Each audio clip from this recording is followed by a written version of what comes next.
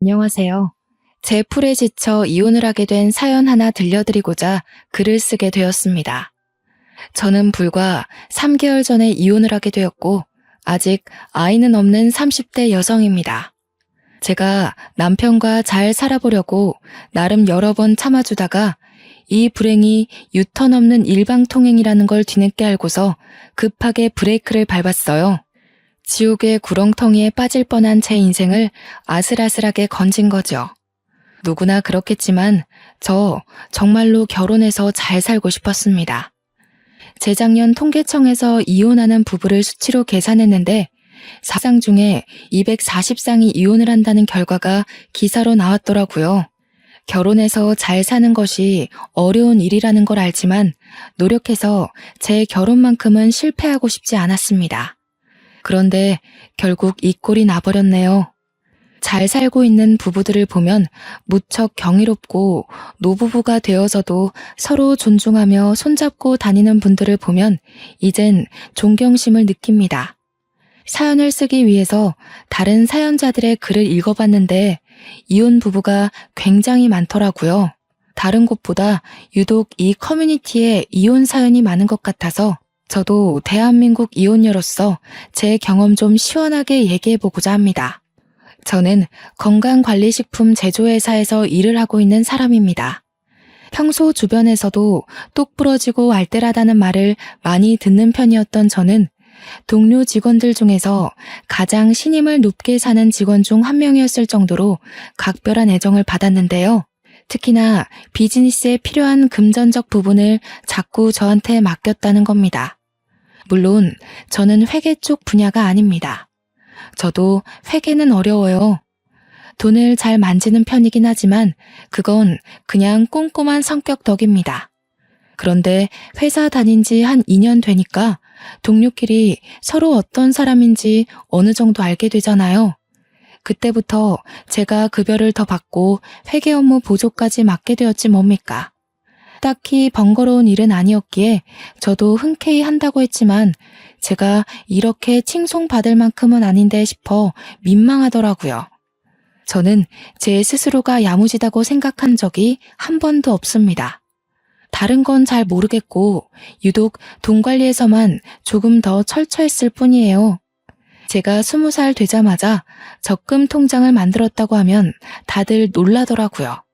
그 적금도 금리나 혜택 다 비교해서 통장 2개로 나눠 만들었다고 하니 신기해하기도 했고요. 당시에는 다들 이렇게 돈 관리를 하는 줄 알았습니다. 그래서 오히려 놀라는 사람들을 보고 제가 더 놀랐었네요. 저는 부모님 도움이 아닌 온전히 저의 자의로 적금을 알아보고 비교하며 만들었고 알바까지 하면서 목표 돈을 모았기에 이미 만기 적금은 벌써 2개 있습니다. 3개째 통장 또한 곧 만기를 앞두고 있어요. 저는 그리 어렵게 돈을 모았다고 생각하지 않아요. 제가 어디 돈을 낭비하고 사치 부리는 사람도 아니었고 아르바이트로 버는 족족 적금으로 때려 넣었다 보니까 어느새 억대 자산이 생겨 있었던 거예요.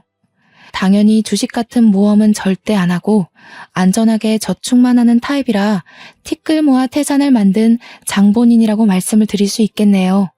제가 돈을 더 잘 모을 수 있었던 이유에는 연애를 안 했기 때문도 있을 겁니다. 연애를 하다 보면 어쩔 수 없이 혼자일 때보다 지출이 많을 수밖에 없지 않습니까?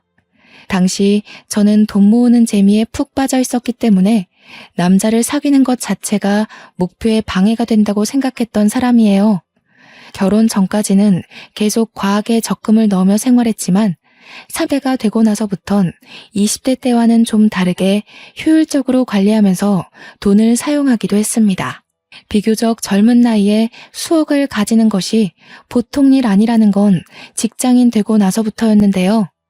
주위에서 다양한 조언과 사정을 듣다 보니까 제가 같은 또래의 남들보다는 부유하다는 걸 알았습니다. 이걸 마냥 가지고 있으려고 모은 건 아니라서 그때부터 집을 하나 사볼까, 부모님께 차 선물을 하나 해드릴까 고민을 하기 시작했습니다. 어떤 결정을 내리더라도 돈이 부족한 것이 아니었기 때문에 걱정이라든지 아깝다든지 하는 생각은 없었어요. 남들은 한참이나 멀게 바라보는 그 목표를 저는 언제든지 바로 읽어낼 수 있는 여건이 있던지라 그 짜릿한 느낌이 또 다르게 흥미롭더라고요. 그때까지만 해도 남자에 대한 관심은 계속 없었습니다. 돈을 왕창 모으고 그걸로 나만의 자산을 만들어내는 과정을 통해 색다른 즐거움을 알아버렸기 때문이었죠. 그런데 제게 직장 동료가 괜찮은 지인이 있다고 해서 소개를 해준다고 하는 거 아니겠어요? 저는 혼자서도 충분히 재미있는 인생을 살고 있었기 때문에 굳이 연애를 통해 제 인생에 낯선 사람을 끼워놓고 싶지 않았습니다. 정중하게 거절을 했더니 동료 직원이 저더러 그런 말을 하더군요. 지금이야 젊으니까 부모님이 내 자식 하면서 끼고 돌지. 나중에 부모님 나이 드시고 선옥씨 시집갈 나이 되면 결혼 안 하고 있는 게 불효가 돼. 부모님도 슬슬 선옥씨 앞날 때문에 걱정하고 계실걸? 형제도 없다면서. 자식이 혼자 남겨지게 생겼는데 어느 부모님이 마음 편하겠어. 부모님의 생각을 들어본 건 아니지만 동료 직원의 말이 꽤 일리가 있더라고요. 그때부터 생각이 많아졌던 걸로 압니다. 부모님께서 내색은 안 했지만 동료 말대로 정말 제 앞날을 걱정하고 있다면 그거야말로 사춘기 소녀 때와 같은 맥락으로 속썩이는 것이 아닐까 싶었어요. 그래서 며칠을 고심한 끝에 저는 소개를 받아봤습니다. 어쩌면 첫 남자였지만 결혼으로 이어져도 나쁘지 않았던 게 만약 결혼을 한다면 오히려 제가 남자 쪽보다 더한 자금을 가지고 갈 수 있겠다 싶어서였죠. 꿀리고 시작하는 결혼은 싫었거든요. 당시 저는 결혼 배우자로 어떤 남성 타입이 좋은지 전혀 보는 눈이 없었습니다. 그저 착하고 마음이 넓은 남자가 좋겠다고 생각했던 것 같아요. 그런데 우습게도 제 눈에 남편이 딱 그렇더라고요. 소개받고 연인으로 발전하면서도 제게 늘 잘하고 착하고 우리 부모님께도 예의 바른 사람이었거든요. 그래서 확신을 갖고 좀 더 길게 만나봤는데 남편이 그때만 해도 참 괜찮은 사람이었습니다. 남편과 연애를 하면서 솔로일 때보다는 돈을 좀 쓰게 되었는데 딱히 상관없었어요. 이성과 함께하는 재미도 돈 모으는 것만큼이나 즐거운 일이었더라고요. 늦게나마 알아버려서 오히려 적당히 소비하는 게 좋았습니다. 그렇게 4년을 지내다 보니 저희는 자연스레 서로를 결혼 대상으로 바라보게 되었습니다. 남편도 다른 동료들처럼 제가 얼마나 돈 관리를 잘하고 있는지 아주 잘 알고 있었어요. 제가 경제 관리하는 걸 늘 옆에서 지켜보기도 했고 제가 또 남편에게 돈 관리하는 팁을 알려주기도 했거든요. 돈 얘기 나올 때마다 남편이 늘상 제게 했던 말이 있었는데요. 나는 세상에서 숫자로 머리 쓰는 게 제일 싫어. 우리 결혼하면 자기가 경제권을 다 가져. 나는 도무지 이런 거 신경 쓰면서 일 다닐 자신이 없다. 결혼을 약속하고 나서는 본격적으로 경제권을 제게 다 넘기려고 했습니다. 솔직히 내 주머니로 들어오는 돈을 남에게 맡기기가 쉽지 않잖아요. 아무리 남편과 제가 가족이 될 사이이고 부모로서 평생을 손잡고 걸어갈 약속을 했다고 하지만 요즘 부부끼리 절도 범죄까지 있단 말이죠. 그래서 그냥 장난삼아 하는 소리인 줄로만 알았습니다. 그런데 결혼을 하고 나서도 남편이 신혼집에서 한 번 더 경제권 얘기를 꺼내는 거 아니겠습니까? 심지어 이미 회사 급여까지 제 계좌로 돌렸다고 하더라고요. 난 용돈 받고 사는 삶이 편해. 한 달에 50만 원 정도면 충분할 것 같아. 원래도 자기랑 놀 때 말고는 돈을 잘 안 썼던 편이라서 나 혼자서 이만하면 적당해. 정말 괜찮겠어? 그냥 각자 관리하고 생활비만 공동 입금하는 게 낫지 않을까? 사람 일이란 게 언제 어디서 돈이 확 나갈지 모르잖아. 급한 일 생기면 50만 원으로 뭘 어떻게 해? 에이, 안 생겨. 반평생 큰돈 나갔던 적이 단 한순간도 없었어. 내 패턴 누구보다 내가 제일 잘 알고 그 다음 자기도 나를 잘 알잖아. 괜찮다니깐. 남편은 흔쾌히 자기 급여와 부수적인 금전을 모조리 공개했고 정말로 용돈 50만 원으로 살기 시작했습니다. 당연히 차 유지비라든지 보험이라든지 그런 것은 빼고 오로지 한 달 용돈만 50만 원이었어요. 저는 부부간에 오해가 없도록 제 급여와 남편 급여를 계산하여 가계부를 쓰기 시작했습니다. 제 적금 통장은 있으니까 남편의 적금 통장만 따로 만들어서 그것도 제가 관리했어요. 부부 공동명의 통장을 하나 더 만들까 하다가 뭐든 공동으로 만들게 되면 소유권에 문제가 생길 수 있다는 말을 들은 적이 있어서 일찌감치 포기를 했네요. 저희는 정말 수월하게 신혼생활을 이어갔고 신혼집은 남편이 모아놓은 돈에 맞춰서 서로 딱 반반의 비용을 보태어 매매를 했습니다. 저와 남편은 둘 다 초창기부터 욕심 없어서 과하게 저지르지 않았기에 크게 허리 휘는 시작을 하진 않았어요. 그래서 돈이나 대출에 쫓기듯 급급하게 살지 않았고 오히려 여유가 있었기 때문에 신혼을 더없이 풍요롭게 누릴 수 있었습니다. 이렇게 저희 둘은 문제없이 잘 지내고 있었거든요. 그런데 어느 순간부터 주변에서 자꾸 입김이 들어오는 거 아니겠습니까?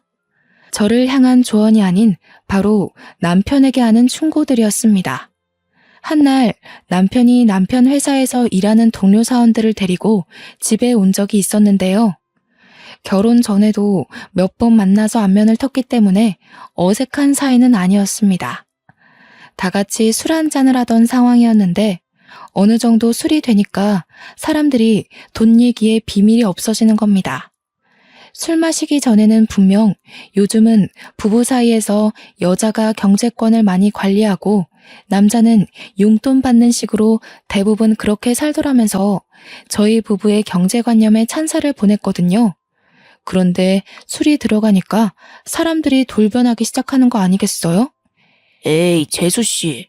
아무리 그래도 그렇지 남자가 기가 죽는단 말이에요. 50만 원이 뭐예요? 남자라면 적어도 100만 원은 주머니에 꽂혀 있어야 밖에서 어깨 펴고 가장 노릇하는 겁니다.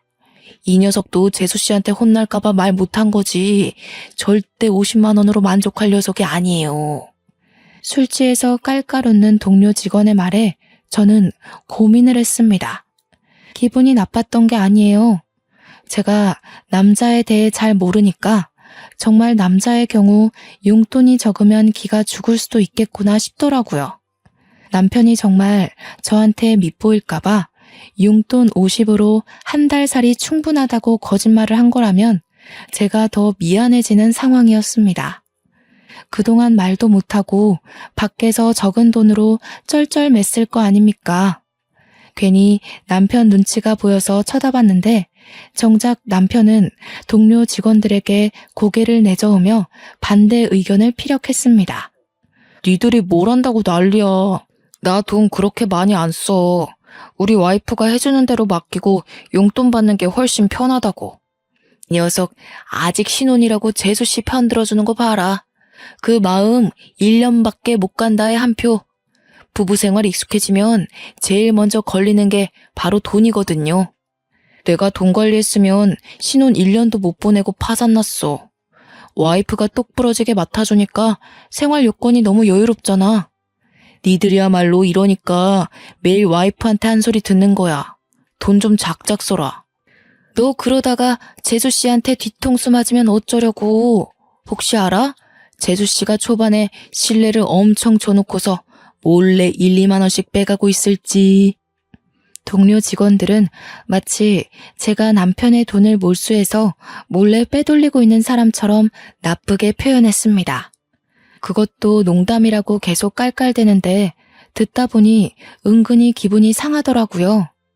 그럼에도 남편 체면 생각해서 감정 상한 거 끝까지 감추고 그들과 잘 어울려 놀았습니다. 그리고 그들이 귀가하자마자 저는 궁금했던 질문들을 서둘러 물어봤어요. 여보, 용돈 작아? 많이 부족한 거면 더 줄게. 우리가 어려운 형편도 아닌데 모자라서 불편하면 안 되지. 100만 원으로 맞춰주면 될까? 아니, 전혀 안 부족한데? 아, 아까 그 동료들 때문에 그러는구나. 신경 쓰지 마. 쟤네들도 와이프가 경제권을 갖고 있는데 얼마 전에 와이프들이 돈 빼돌리는 걸 적발했다더라고. 그것 때문에 나더러 조심하라고 하는 소리야. 근데 나는 조심할 게 뭐 있어. 당신이 월말마다 알아서 보여주는데. 난 당신 믿어. 남편은 경제권을 저한테 맡긴 것에 대해서 다행히 자존심을 상해하지 않았습니다. 혹시라도 남편이 불편해한다면 경제권을 다시 각자 관리하는 걸로 바꿀 생각이었는데 남편이 한사코 거절을 하는 바람에 그러진 못했어요. 저 또한 한편으론 안심이 되었습니다. 혹시라도 남편이 사실은 동료들 말처럼 힘들었다고 한다면 왠지 좀 속상할 것 같았거든요. 저한테 말도 안 하고 남들에게 제 흉을 봤다는 것일 테니까요. 언제나 그렇듯 저도 괜찮고 남편도 괜찮다는데 왜 이렇게 돈 얘기만 나오면 다들 제 남편을 못 잡아먹어서 안달인 걸까요? 남편 동료들로 모자라 저는 시모한테도 경제권 때문에 잔소리를 들어야 했습니다. 그래서 세학이 너가 돈을 관리한다고? 아무리 관리를 잘한다고 하더라도 그게 어디 완전하게 투명할 수가 있나. 요즘 세상이 많이 달라졌다지만 누가 돈을 여자가 관리한대? 그래도 큰 돈 만지는 건 아직까진 남자가 해야지. 너희들 좀 이상하게 살림을 한다. 시댁에서는 돈 관리를 시부가 하고 있었습니다. 그건 수익을 벌어오는 사람이 시부밖에 없으니까 그렇구나 하고 이해할 수 있는 거죠. 그런데 시모가 자꾸 저더러 다음 달부터 남편한테 경제권을 넘기라는 거 아니겠습니까? 그것도 돈 관리 철저한 시부 앞에선 제게 잔소리 못하면서 시부가 자리만 비우면 저를 불러 몰래 면박을 주었어요. 어머님, 저희 정말 투명하게 공개해요. 제가 정리한 가계부 남편이 늘 챙겨보고 있고요. 걱정 마세요. 반개월을 살았는데 아직 살림엔 지장이 없는걸요. 가계부야. 일부러 틀리게 쓸 수도 있는 거니까 모르는 일이지. 깐이라는 남자가 50만 원으로 뭘 하겠니? 그렇잖아도 용돈은 올리려고요. 남편은 50이 괜찮다고 하는데 아무래도 주위 시선이 안 좋네요. 용돈 다 못 쓴다고 하더라도 그냥 가지고 있는 게 좋겠어. 사람들 말대로 무슨 일이 있을지 모르는 거니까. 아이고 답답하게도 한다. 그렇게 쥐꼬리만큼 찔끔찔끔 올렸다 내렸다 하지 말고 그냥 내 아들한테 넘기라니까. 우리 아들도 워낙 세심하고 꼼꼼해서 그런 거 잘해.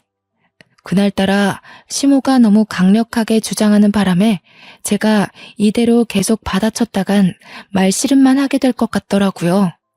할 수 없이 한 발 물러난 저는 남편한테 시모 말대로 한번 도맡아 해보라고 했습니다. 그랬더니 시모의 표정이 순식간에 밝아지더군요. 남편한테 경제권이 넘어가는 걸로 이미 확정을 짓고서 이런저런 조언까지 하기 시작했습니다. 자기 아들이라고 어떻게든 치켜 세워주려고 하는 건 알겠는데 시모의 그런 속보이는 모습이 좀 보기 거북하더라고요. 그러나 그렇게 신이 났던 시모의 기분이 단 1분도 지나지 않아 다시 심오해졌는데요. 남편이 또 한 번 경제권 받는 걸 거절해버렸기 때문이었습니다. 싫어, 귀찮아. 다들 왜 자꾸 했던 말 계속하게 하는지 모르겠네. 우리 집은 와이프가 똑똑하니까 알아서 잘 돌아가고 있잖아. 잘하는 사람이 해야 살림도 피는 거지. 괜히 내가 했다가 쫄딱 망하면 어쩔 거야? 아우 싫어. 어머 얘 봐라. 아직도 세상 물정을 모르네. 새아기가 경제권을 준다잖아. 네 아빠를 보고 자랐으면 알 거 아냐. 남자가 돈을 쥐고 있어야 미래가 안정되는 거야. 아빠가 남자라서 돈을 쥐고 있는 게 아니라 엄마가 돈을 허튼 데 쓰니까 아빠가 관리하는 거 아니었어?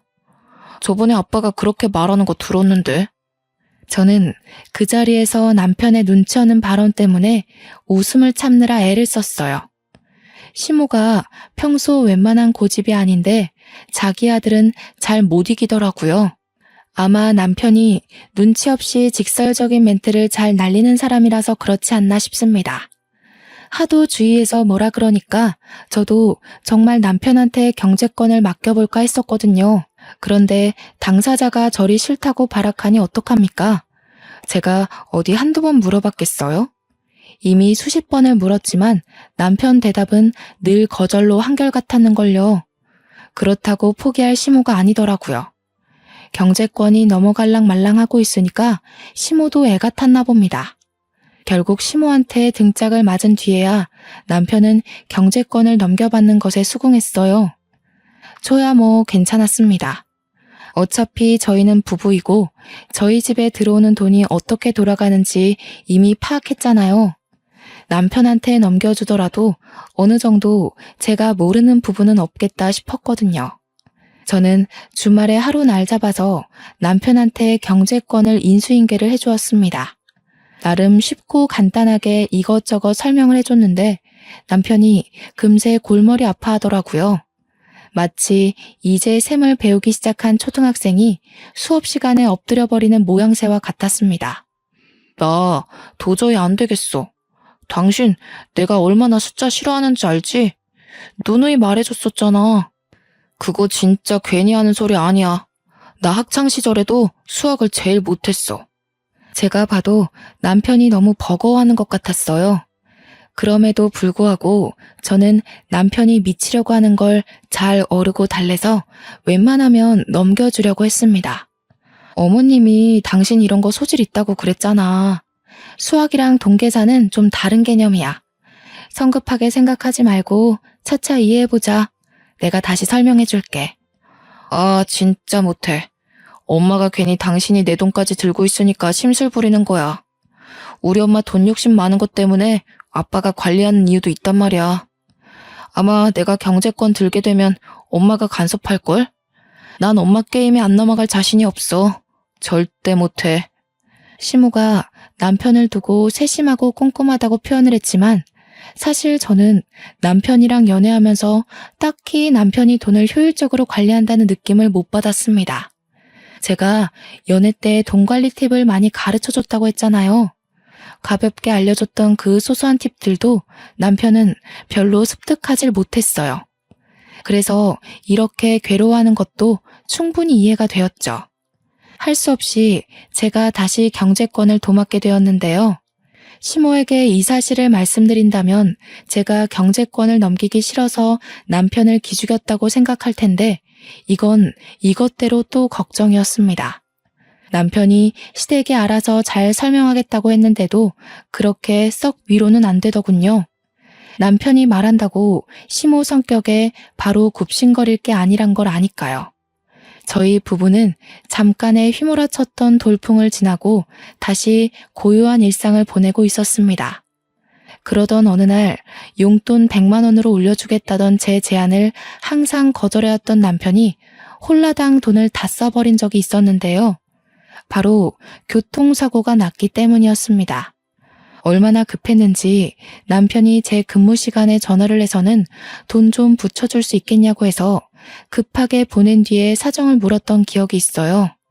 아, 주차 사고가 났는데 내가 실수로 상대방 차 문을 쫙 긁어버렸어.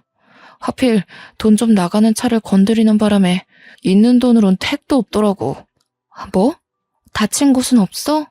당신 여태 그런 해본 적도 없는 사람이잖아. 조심 좀 하지. 혹시 다친 데 있는 거면 돈 더 보내줄까? 병원비는 있어? 다친 곳은 없어. 근무 시간일 텐데 연락해서 미안해. 워낙 급한 일이라 너무 당황해서 당신 근무 시간인지도 생각 못하고 전화를 해버렸네. 남편은 운전 경력 15년인데도 여태 문콕 사고도 없었을 만큼 안전운전 실력을 지닌 사람입니다. 달리던 차도 아니고 주차를 하다가 사고가 난 거라서 어쩌면 천만다행이지만 한편으론 의아하기도 했어요. 도대체 어디다가 정신을 빼놓고 있었길래 가만히 있는 차에 가서 사고를 낸 건지 모르겠더군요. 수리비 견적은 총 78만 원이 나왔고 용돈으론 턱없이 모자랐던 남편이 제게 받아간 돈으로 잘 해결했다고 문자를 줬습니다. 이번 일을 겪으니까 확실히 느꼈어요. 남편에게 용돈 50만 원은 적은 게 맞는 것 같았죠. 만약 제가 연락을 받지 못했더라면 여기저기 전화를 돌리면서 구차하게 남의 주머니에 손 벌렸을 거 아닙니까? 위험한 상황일 때 대비하기엔 그 용돈은 너무 아슬아슬했습니다. 그래서 저는 남편에게 말없이 다음 달부터 용돈을 100만 원으로 올려줬어요. 용돈 입금한 당일 남편이 리액션은 안 해주더라도 용돈 올렸냐고 물어나 볼 줄 알았는데 정작 이틀이 지나도 남편한테서 별다른 말이 없더라고요. 여보, 내가 용돈 올린 거 확인했어? 당신 사고 이후로 내가 생각 많이 해봤는데 아무래도 올리는 게 좋아서 100만 원 넣었거든. 몰랐어? 그랬어? 내가 입금 내역은 따로 확인 안 해서 몰랐네. 고마워. 신경 안 써줘도 된다고 했는데 내가 말이랑 행동이랑 너무 달랐지? 민망하네. 어쨌든 잘 쓸게. 입금 내역은 남편이 굳이 확인하려 들지 않아도 알림으로 뜨는 걸로 알고 있습니다. 남편이 설정해달라고 해서 제가 해줬던 기억이 나요. 그런데 입금 사실을 전혀 몰랐다뇨. 남편의 말에 여럿 의문이 들었지만 일이 바빠서 정신이 없었겠거니 그렇게만 생각하고만 넘겼습니다. 그리고 그때부터 남편은 옛날과 좀 다르게 소비 습관이 점차 변해갔어요. 100만 원은 너무 많다면서 길고 날던 남편이 100만 원도 모자라서 종종 돈 좀 보내줄 수 있냐고 연락하는 횟수가 많아졌다는 겁니다. 매번 돈을 더 붙여달라는 이유도 참 많고 다양했어요. 한날은 회식을 쏘게 되었다. 또 어떤 날엔 회사에서 단체 기부를 하게 되었다. 그리고 다음 날엔 친구가 어려워서 돈을 조금 보태줘야 했다 등등. 어쩔 땐 우리 한 달 살림에 차질이 생길 정도로 거액을 빌려간 적도 있었습니다. 제가 여러 번 물으면 늘 새로운 변명으로 답이 돌아왔어요. 생각해보면 차 사고 났을 때 제가 돈을 붙여준 이후로 남편이 점차 변한 것 같았습니다. 그 전까지만 해도 돈 쓰는 게 귀찮아서 외식도 굳이 안 하려던 사람이었는데 한 번 돈 입금되니까 혹시 돈 맛을 알아버렸나 싶더라고요. 얼마 후에 또 돈 좀 달라고 연락 왔길래 한날은 제가 없다고 얘기를 해봤거든요. 그랬더니 남편이 약간 언성을 올리는 거 아니겠습니까? 목소리에 짜증과 억눌린 화가 잔뜩 묻어 있었습니다. 내 돈까지 당신이 들고 있으면서 없긴 뭘 없어. 나 지금 급해. 얼른 120만 원만 보내봐. 얼마 전에 나 상여금 탄 거 있잖아. 그거랑 합쳐서 주면 되겠네. 여보, 당신 벌써 이번 달에 용돈만 2번을 받아갔어. 근데 뭘 또 달라는 거야? 지난번 용돈도 겨우 타이트하게 맞춰서 준 건데. 이러면 당신 적금 못 넣는단 말이야. 적금? 적금이 있었지? 그런 걸 쓸데없이 왜 넣어? 난 됐으니까 내 거 해약할게. 적금은 나중에 여유 많을 때 차차 넣으면 될 것 같아. 아직 만기까지 반개월이 남았는데 아까운 이자 날리게 남편이 느닷없이 해약하겠다는 거 아니겠습니까? 남편의 철부지 같은 행동에 답답했던 저는 결국 안 된다고 목소리를 좀 높였습니다. 그러자 남편이 이젠 성질까지 버럭 내면서 돈에 미친 사람처럼 적금 통장을 달라고 강하게 얘기하더군요. 내가 네 돈에 손을 대냐? 내 돈으로 넣은 적금 내가 좀 쓰겠다는데 뭘 그렇게까지 빡빡하게 굴어. 오늘 집에 가면 통장 꺼내놔. 내일 내 것만 해약할 거니까. 비행 청소년도 아니고 돈 안 준다고 행패 부리는 남편의 모습에 솔직히 좀 당황했습니다. 그리고 뒤따라 붙은 감정은 그저 어처구니가 없다는 것뿐이었죠. 돈은 따로 벌고 있던 실정이었지만 여태 부부이기에 다 같은 돈이라고 생각하며 관리를 해왔습니다. 그런데 남편 생각은 다르다는 걸 그날 알았어요. 어쩌면 맞는 말이죠. 자기 돈이니까 자기가 알아서 쓰는 게 맞는 거예요. 짜증이 났던 저는 남편 말대로 그 돈이 제 돈도 아니니까 그냥 내버려뒀습니다. 그러니 다음날 정오쯤에 정말로 해약을 해버렸더라고요. 옛날만 해도 돈에 관심 없던 사람이 어쩌다 갑자기 바람이 들었을까요? 과거와 다르게 돈을 좀 쉽게 생각하는 것 같아서 한날은 남편이 잘 때 휴대폰을 몰래 뒤져봤습니다. 설마 바람이라도 나서 웬 여자한테 돈이라도 퍼주는 건가 싶어서요. 지금 보니 제가 참 별짓까지 다 했네요. 남편 폰에는 딱히 여자의 흔적이 없었습니다. 대신 처음 보는 형이란 남자와의 채팅이 다른 채팅에 비해 유독 많다는 걸 알고 그걸 확인해 봤어요. 그리고 그때 저는 남편이 왜 그렇게 용돈을 부족해 했는지 알게 되었습니다. 이유가 주식이었어요. 용돈만 받으면 주식에 통째로 투자를 해버렸던 겁니다. 제가 주식을 하진 않지만 주변에서 들은 게 많아 보는 눈은 있는데 채팅방에 형도 딱히 주식을 잘하는 게 아닌 것 같더라고요. 그런데도 불구하고 이 멍청한 남편이 그 형을 아주 맹신하면서 시키는 대로 돈을 퍼붓고 있었습니다. 이렇게 돈으로 쓸데없는 모험을 하는 사람들, 제가 제일 싫어하는 부류거든요. 이것만큼은 남편이 자기 돈 멋대로 쓴다고 해서 참아줄 수가 없겠더라고요. 다음날 아침 저는 출근하려는 남편을 세워 바로 따졌습니다. 당신 주식해? 그렇게 위험한 걸 왜 해? 제대로 알아보고 해도 손해볼 확률이 더 큰 게 주식이야. 도대체 그 형한테서 무슨 소리를 들었길래 안 하던 짓을 하는 거니? 정말 큰일 나고 싶어? 뭐야? 어떻게 알았어? 설마 내 휴대폰 뒤진 거야? 스토커도 아니고 왜 남의 물건에 몰래 손대? 아, 진짜. 어디까지 봤어? 처음부터 내용 다 본 거야? 지금 그게 문제야? 그래서 그 주식에 넣은 돈 다 어떻게 됐는데? 말아먹었지? 숫자라면 머리 아프다는 사람이 어쩌자고 그런데 손을 댔냐고. 전문 펀드 매니저도 매번 성공은 못해. 당신이 뭘 안다고 그걸 해? 나도 알아. 돈 잃고 싶어서 뛰어든 줄 알아? 당신이 몰라서 그렇지 주식은 장기전이야. 이 형님, 당신이 말하는 그런 전문가들이랑 같이 공부하고 있는 사람이라고. 딱 봐. 내가 잘 돼서 보란 듯이 2배로 갖다 줄 테니까. 남편과 아침부터 주식 얘기로 싸움을 하면서 진을 뺀 날이었습니다.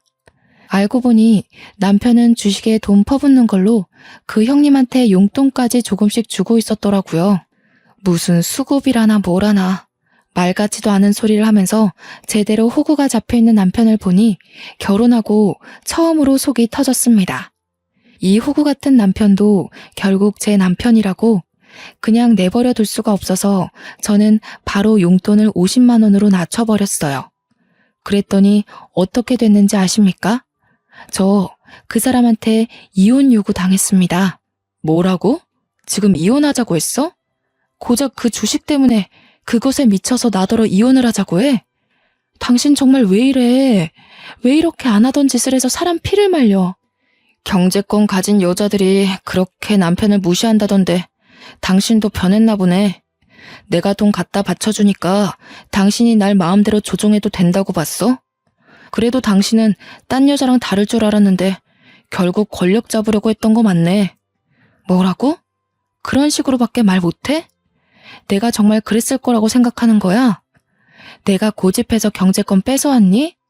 당신이 하기 싫다고 나한테 맡긴 거잖아. 몰랐으니까. 알았으면 나도 너한테 돈 안 바쳤어.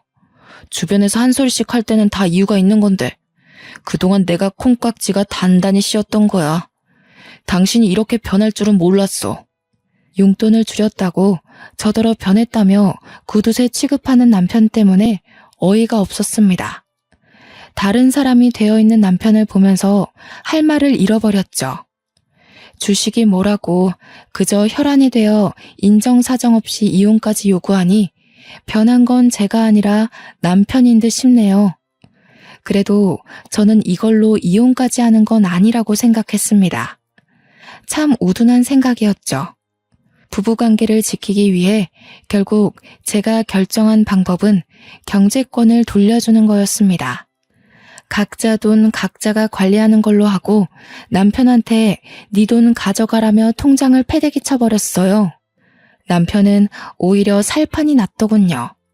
공동 생활비만 넣고 나머지 돈은 정말 자기 멋대로 펑펑 쓰는 것 같았습니다. 그때부터 저희 집안의 가세가 기울기 시작했어요. 뒤늦게 우편물을 받고 한 사실인데 남편이 신용카드까지 발급받아서 현금 대출을 했더라고요. 밀리기 시작한 연체금이 우편으로 주마다 날라왔습니다. 나중에는 카드사에서 직원까지 찾아와 제 남편을 찾았어요. 그런데도 남편은 돈 갚을 생각이 없어 보이더라고요. 물론 갚을 생각이 없는 게 아니라 갚을 돈이 없는 거겠지만요. 어쨌든 저는 갈수록 예민해지고 태만해지는 남편을 보면서 남편을 향한 마지막의 시니까지 밑바닥을 치고 말았습니다. 더 이상 제 인내가 버텨주지 못했다는 겁니다. 즉, 이혼을 결심하게 되었다는 거죠. 어차피 이혼할 거고 우편물 걷는 것도 지쳐서 그것마저 손을 안 대고 있었는데 한날 시모가 저희 집에 들리면서 우편물을 다 걷어왔더라고요. 얘, 이게 다 뭐니? 우리 아들 이름으로 우편이 많이 와 있더구나. 너는 오늘 일도 쉬었다면서 집 밖에 코빼기도 안 나와봤던 거야? 안 사람이라는 사람이 이런 기본적인 것도 관리를 안 해서는. 오셨어요? 그거 다 신용정보회사에서 돈 갚으라고 날라온 연락이에요. 2달 전부터 받고 있던 거라서 굳이 걷어올 필요 없었는데 어차피 돈 갚으라는 내용이라서요. 시모는 자기가 들고 있는 게 독촉장이라는 걸 알았어요. 그런 걸 처음 봤는지 심장이 벌렁벌렁거렸다며 보란듯이 제 앞에 우편물을 팩 내려놓았습니다. 식탁으로 위로 쫙 펼쳐진 우편물 양이 제법 방대하더라고요. 신용불량자라는 거니? 너는 돈 관리를 어떻게 하길래 이 모양이야? 설명 좀 해봐라. 돈 잘 만진다고 그렇게 떵떵거릴 때는 언제고? 이게 그런 결과야? 왜 그렇게 화가 났나 했더니 시모는 제가 돈 관리를 먹같이 해서 자기 아들이 이 모양이 된 줄 알지 뭡니까? 곧 죽어도 자기 아들은 얌전하고 고분한 사람인 줄 아나 봐요. 잘난 척 하더니 집안 꼴 잘 돌아간다. 이거 다 어쩔 거니? 나중에 압류 딱지 붙고 그런 거 아니야? 그럼 월급도 싹 다 몰수당하고 그러지 않아? 아직 그 정도는 아니고요. 아마 다음 달에도 못 갚으면 그렇게 되겠네요. 그래서 말인데 저 이혼할까 봐요. 남편이 저한테서 경제권 뺏어가더니 일을 이 지경으로 만들었지 뭐예요? 돈 안 줄 거면 이혼하자고 하길래 통장 다 던져줬어요. 뭐라고? 경제권은 네가 갖고 있잖아. 집이 이 꼴나니까 갑자기 내 아들 탓하는 거니? 너 인생 그런 식으로 살면 안 된다. 네가 돈을 맡았으면 적어도 남편 이름에 누가 되는 일은 없어야지. 어머님이 믿기 싫으신 거 알겠는데요. 남편이 주식에 빠지고 나서부터 저한테서 자기 돈 다 뺏어갔거든요. 적금까지 남편이 다 해약해버렸어요. 참, 어머님 여행 경비 아마 남편이 못 대줄 거예요. 남편이 알아서 어머님한테 연락한다 그랬는데 모르셨나 봐요? 제가 남편 적금 통장을 처음 개설했을 때 그걸로 남편이 시모한테다가 엄청 생색을 내놨거든요. 친구들과 해외여행 가면 자기 적금 모은 걸로 시모 여행 경비 대줄 거라고 진짜 떵떵거렸었어요. 그것에 덩달아 신났던 시모가 계모임 추진해서 연말에 해외여행 일정을 다 잡은 걸로 압니다. 그런데 남편이 적금 해약하고 다 탕진해버렸다고, 주식에 미쳐버렸다고, 누구 하나 알려주는 사람이 없었다 보니 취소를 못한 거죠. 이제 와서 취소를 하면 계약금에서 60%만 환불된다고 했습니다. 시모는 그 사실을 들으니 남편 돈 쓰는 꼴이 얼마나 엉망인지 좀 와닿나 보더라고요. 여행 경비 얘기에 얼굴이 벌개진 시모가 당황하면서 말을 막 버벅거렸습니다. 그러더니 겨우 꺼낸 말이 뭔 줄 아십니까? 끝까지 자존심은 굽히고 싶지 않았나 봐요. 저더러 그 돈을 해줘야 되는 거 아냐고 우기기 시작하대요. 자기한테 미리 알려주지 않은 건 우리 부부 둘의 잘못이니 자기 아들이 처리 못한 걸 저보고 대신 해결하라고 했습니다. 오늘 남편 퇴근하면 남남이 될 건데 제가 왜 어머님 여행 경비를 대드려요. 친구분들한테 전화 돌려달라고 하면 그건 도와드릴 수 있어요. 친구분들 돈 날리게 생기셔서 어떡해요? 남편이 똑부러지게 돈 관리를 잘했어야 하는 건데. 남편이 돈 관리하면 집안이 이렇게 파탄난다는 걸 시모한테 똑똑히 알려주고 싶었는데 마침 기회가 잘 되었다고 봅니다. 시모는 제 주장에 더 이상 반박을 하지 못했고 울그락불그락 열만 올리다가 남편한테 전화를 걸면서 집을 박차고 나갔습니다. 그날로 퇴근하고 온 남편 앞에서 저는 잠자코 이혼서에 도장을 찍었어요. 남편한테도 찍으라고 도장과 함께 건넸더니 갑자기 남편이 돌변하면서 제 앞에 무릎을 꿇는 겁니다. 뭐 하자는 거냐고 물었더니 남편이 뜬금없이 회유를 하기 시작하더군요. 미안해. 내가 판단이 어리석었어. 돈 욕심이 있었던 게 아니라 돈 많이 벌어서 노후 편하자고 그랬던 거야. 당신 말 진작에 들었어야 하는데. 여보, 나 이제 정말 손 뗐어. 다시는 주식 안 할 거야. 그러니까 한 번만 용서해주라. 사정을 듣자 하니 남편이 주식으로 가진 돈을 전부 탕진해버렸다고 하네요. 그제서야 주식 공부한다던 형의 말을 믿으면 안 되는 거였다고 깨우쳤다지 뭡니까. 그러면서 시모한테도 욕이랑 원망을 엄청 들어먹었고 심지어 시부는 남편을 한 대 패주려고 대기 중이라고 합니다. 신용불량자까지 된 남편은 말 그대로 인생이 간당간당한 상황이었어요. 저더러 자기 구제해줄 사람 저밖에 없다고 살려달라는데 제가 그걸 왜 살려줘야 하는지 모르겠더라고요. 남편이 구구절절 주눅들어서 하는 얘기에도 동정심이 전혀 안 생기더라니까요. 엄마가 너한테 용서받을 때까지 집에도 오지 말라고 했어. 여보, 나 여보 말고는 더 이상 가진 게 없어.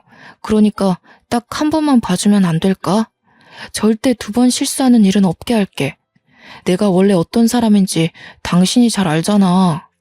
시모가 자기 아들의 문제를 뼈저리게 느꼈나 봅니다. 하긴 자기 아들 때문에 자기가 제대로 피해를 받았으니 그제서야 아들의 미련함이 보였겠죠. 그런데 어쩌나? 저는 제 돈으로 남이 싼 똥을 처리해줄 생각이 전혀 없거든요. 그러려고 20대 청춘 즐길 거를 아껴가면서 모은 돈이 아니라서요. 질질 끄는 게 싫어서 합의 안 하면 소송할 거라고 강력하게 말했더니 돈에 무척 쪼들린 남편은 끝까지 빌더라고요. 지친 제가 그만 자리에서 일어나면서 지친다. 그냥 소송할게. 안녕. 하고 인사하니까 그제서야 급하게 합의서에 도장을 찍는 거 아니겠습니까? 아마 재산 분할된 돈으로 당장 급한 불은 끌 수 있지 않을까 싶네요. 이건 나중에 알게 된 사실인데요. 시모는 결국 해외여행을 취소하지 못했다고 하더라고요. 시부한테 욕을 왕창 들으면서 시부 돈으로 눈물을 머금고 다녀왔다고 들었습니다. 시부가 굉장히 보수적이라 돈을 헤프게 쓰는 걸 안 좋아하는 분이거든요. 그래서 유독 시부는 알뜰살뜰한 저를 좀 좋아했었습니다. 남편이랑 시모는 한동안 시부한테 저 같은 며느리를 내쫓았다고 욕먹고 쥐죽은 듯 살게 될 겁니다. 그저 잘 살아보고자 노력했을 뿐인데 돈 빨아먹는 귀신 취급을 당하게 될 줄은 몰랐네요. 남이 저를 신뢰하든 말든 남의 돈은 함부로 만지면 안 되는 건가 봅니다. 괜히 억울한 누명을 쓸 수 있다는 걸 시댁과 남편 주위의 사람들을 통해서 알았습니다. 그리고 또 아무리 좋은 사람이라 하더라도 돈 앞에서는 이면이 드러날 수 있다는 것조차 잘 배우게 되었어요.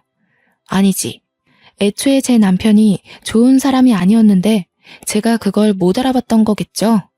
앞으로 또 이런 실수를 경험하지 않을 거란 확신은 없습니다. 다만 좀 더 지혜롭게 행동할 수 있을 것 같아요. 제가 이렇게 이혼을 하게 되었습니다. 불과 얼마 안 된 사연이에요. 아직은 이혼한 사실을 자랑스럽게 공개하는 것이 조금 조심스럽습니다. 제 삶에서 이혼이 가장 큰 돌불이었거든요. 아마 제 스스로 치유받을 시간이 좀 필요할지도 몰라요. 그래도 좋습니다. 하마터면 낭떠러지로 추락할 뻔했던 인생이 아닙니까? 그 빈무더기에서 홀로 빠져나왔다는 것 자체가 첫 번째로 제 자신에게 칭찬해주고 싶은 일입니다. 끊임없이 잘했다고 저를 보듬어주면서 다시 새 인생을 살아봐야겠어요. 사연이 너무 길었죠? 관심 가져주시고 들어주셔서 너무 감사합니다. 항상 좋은 날만 가득하세요.